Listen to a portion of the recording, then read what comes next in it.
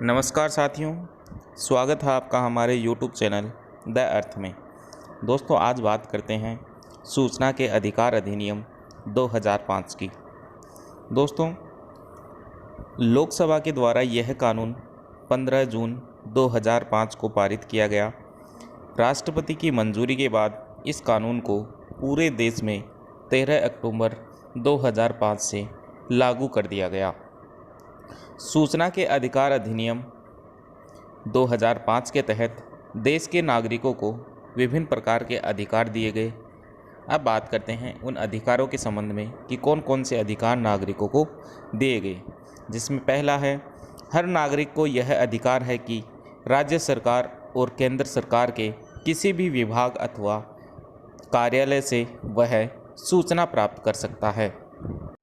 दूसरा है, कोई भी नागरिक दस्तावेज या रिकॉर्ड देख सकता है और उनकी प्रमाणित प्रतिलिपियां भी प्राप्त कर सकता है। तीसरा है, वह कामों की देखरेख भी कर सकता है, यानी वह विभिन्न प्रकार के जो कागजी जो कार्य हैं उनको भी देख सकता है, निगरानी कर सकता है। अगला है, काम में आने वाली सामग्री के नमूने भी वह प्राप्त कर सकता है। अगला है, कंप्यूटर सीडी या फ्लॉपी में वह कोई भी सूचना है उसको ले सकता है। अगला है, मजदूर के मस्ट्रोल, लॉगबुक, टेंडर के दस्तावेज, केस बुक, विभाग की योजनाएं आदि सभी के बारे में भी उसको जानकारी प्राप्त करने का अधिकार दिया गया है। अब बात करते हैं कि कौन कौन सी सूचनाएं हैं वे सूचना के अधिकार अधिनियम के तहत नहीं प्राप्त की जा सकती।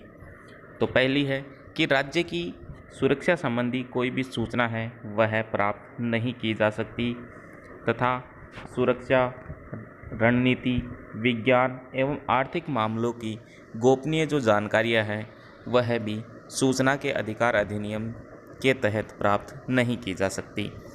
विदेशों से प्राप्त होने वाली गोपनीय सूचनाओं की जानकारी भी हम इस अधिकार के तहत प्राप्त नहीं कर सकते। न्यायालय, संसद, विधानसभा के अधिकार का हनन हो, ऐसी कोई भी सूचना है वह प्राप्त नहीं की जा सकती है। गुप्तचर ब्यूरो, सीमा सुरक्षा बल, अपराध या जिससे सुरक्षा को खतरा हो, ऐसी कोई प्रकार की जानकारी है वे सूचना के अधिकार अधिनियम 2005 के तहत प्राप्त नहीं की जा सकती।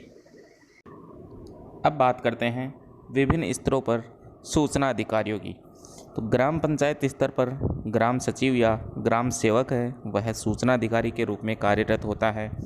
पंचायत समिति में विकास अधिकारी, जिला परिषद में मुख्य कार्यकारी अधिकारी, नगर पालिका में अधिशासी अधिकारी और राज्य सरकार के द्वारा सहायता प्राप्त जो संस्थान होती है उनमें मुख्य कार्यकारी अधिकारी तथा विश्वविद्यालय में कुल सचिव है वह सूचना अधिकारी के रूप में कार्य करता है।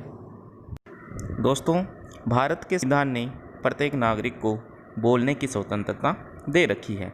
जनता के द्वारा विभिन्न प्रकार के टैक्स पे किए जाते हैं, इसलिए जनता को यह भी अधिकार होता है कि वह जनता के द्वारा चुकाई गई रकम है सही कामों में खर्च हो रही है या नहीं हो रही, कामों की गुणवत्ता कैसी है, सरकार की जनता के प्रति जवाबदेही है या नहीं है। किसी भी नागरिक के मांगने पर सरकारी अधिकारी या कर्मचारियों के द्वारा सूचना उसको देनी होगी। सूचना या सूचना की जानकारी लेना नागरिकों का मूल कर्तव्य है। यही सूचना का अधिकार है। अधिनियम 2005 है वही नागरिकों को बताता है कि उनको वे सभी अधिकार हैं जिनके अंदर उनकी प्रत्यक्ष या अप्रत्यक्ष रूप से भागीदारी होगी।